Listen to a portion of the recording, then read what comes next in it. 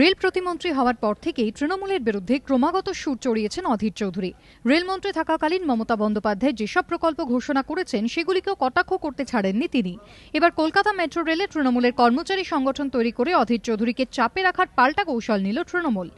ভারতীয় রেলের জোনে যুক্ত হয়েছে কলকাতা মেট্রো।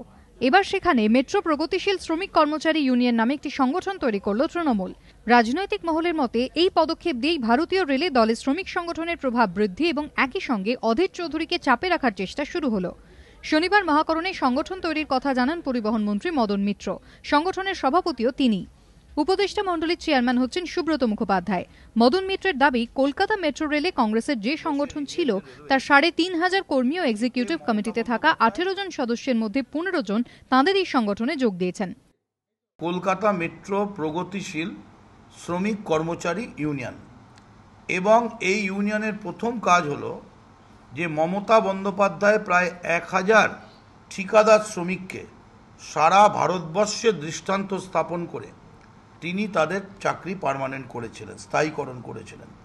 মেট্রোয় যারা ঠিকা শ্রমিক তারা চাকরি করছে, একদম খারাপ হলো ৩০ বছর। আমরা সমস্ত ঠিকা শ্রমিকের স্থায়ীকরণ দাবি করছি এবং সমস্ত ঠিকা শ্রমিকরাও আমাদের ইউনিয়নের সদস্য হবে। ভারতীয় রেলের বিভিন্ন জোনে শ্রমিক কর্মচারী ইউনিয়নের নির্বাচন ২০১৩ এপ্রিলে। তার আগে তৃণমূলের এই নয়া সংগঠন রেলওয়ে বোর্ডের স্বীকৃতি না পেলে বড়সড় আন্দোলনে নামার হুমকি দিয়েছেন মদন মিত্র। পাশাপাশি মেট্রো ঠিকা শ্রমিকদের স্থায়িত্ব ও স্থায়ী শ্রমিকদের পদোন্নতি সহ বিভিন্ন দাবিতে আগামী মঙ্গলবার মেট্রো ভবনের সামনে অবস্থানের কর্মসূচিও এদিন ঘোষণা করেছেন মদন মিত্র। সুমন ঘড়াইয়ের রিপোর্ট, এবিপি আনন্দ, কলকাতা।